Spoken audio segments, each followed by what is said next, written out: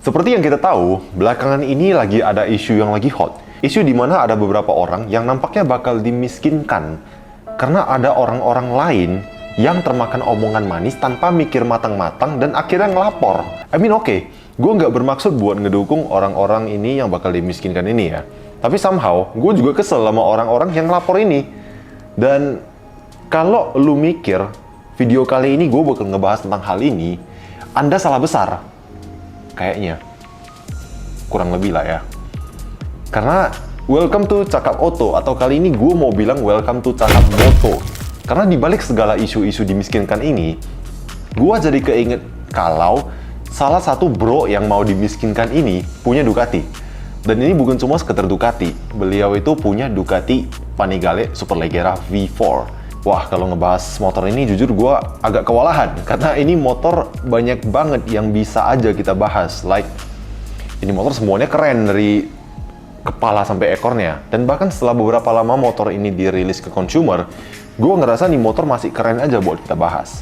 So, sit tight dan enjoy, karena kali ini gue bakal bercerita tentang Ducati Panigale Superleggera V4.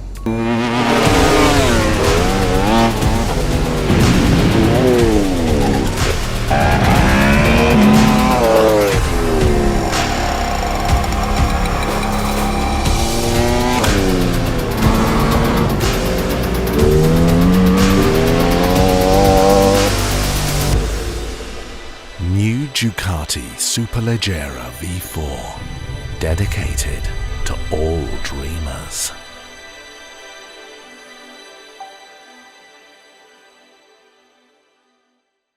Over the years, kita tahu beberapa manufacturer superbike itu sering ngeluarin model-model yang MotoGP replika.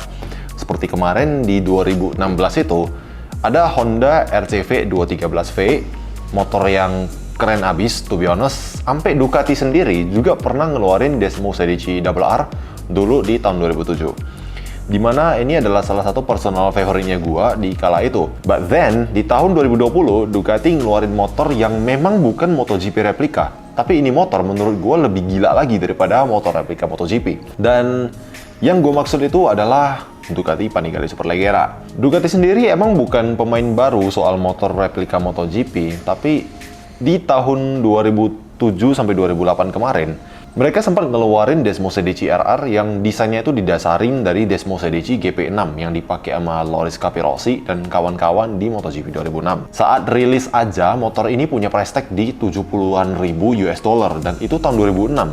Jadi kalau kita sesuaikan sama inflasi bla bla bla segala macem, harga motor ini sekarang di sekitar 100 ribu US dollar. Belum lagi kalau cerita soal value ya, karena motor ini hanya diproduksi 1.500 unit di seluruh dunia.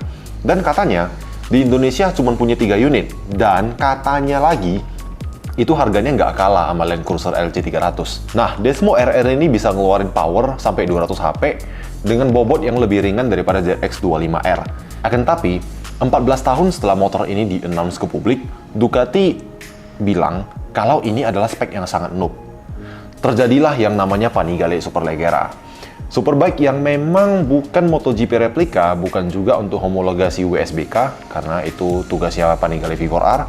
Tapi ini Superbike yang kalau gue bilang sih, gue suka sebutnya itu menantang sains. Gimana enggak?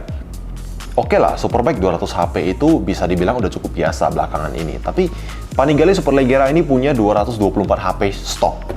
Stok maksud gue adalah setiap pembelian motor ini, lu juga ngedapetin sejenis race kit, di mana lu bisa ganti knalpot dan beberapa komponen lain yang ngedongkrak power output sampai 234 HP. Dan bukan cuman itu, karena kalau kita cerita power segede-gedenya, itu cerita drag bike, bukan superbike. Jadi kalau kalian tahu ya, Superleggera itu bahasa Italia buat super light atau super ringan. Nah, jadi motor ini punya bobot yang hanya 159 kg stok. Lagi-lagi ini gue bilang stok ya, karena racing kit yang tadi gue sebut, bobot motor ini bisa lagi dikurangin jadi 152 kilo. Hal ini ngejadiin motor ini punya power to weight ratio yang mencapai 1,54 HP per kilo.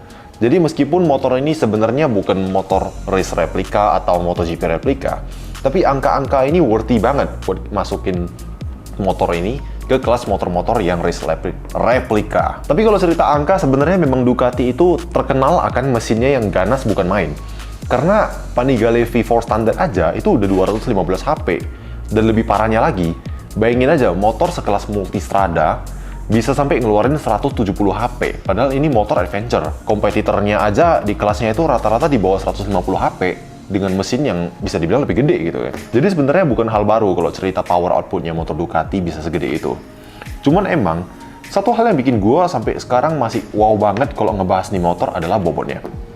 152 kilo itu cukup gila ya buat motor dengan power segede ini. Bayangin aja, MotoGP sendiri itu punya beban minimal 157 kg.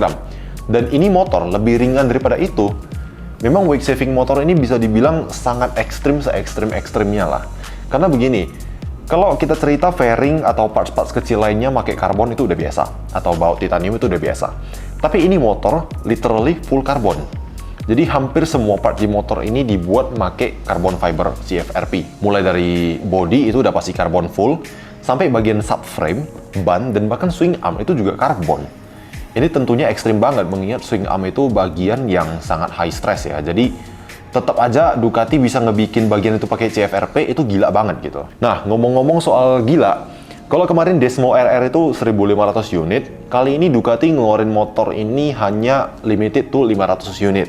Dan katanya, ini motor bisa ngebeli 9 unit CR-V Prestige. Dan di Indonesia juga masuknya cuman katanya 3 unit gitu kan. Dan yang seperti kita tahu, satunya itu udah di Barreskrim. Ya, kalau motor gini, kayaknya nggak mungkin dihancurin lah ya. Ya, palingan nanti juga dilelang gitu. So, itulah cerita tentang motor gila yang dikeluarin sama manufacturer yang gila ini juga. Gue gak mau cerita terlalu panjang lebar, karena kalau kalian pengen tahu detailnya, kalian pengen tahu lebih banyak speknya segala macem, udah banyak banget YouTuber yang ngebahas ini motor sampai sedetail-detailnya. Kalian bisa cek aja di YouTube. Mungkin gue spill dikit, itu ada One Three Motoshop, mereka yang ngurusin modifnya dan segala macam.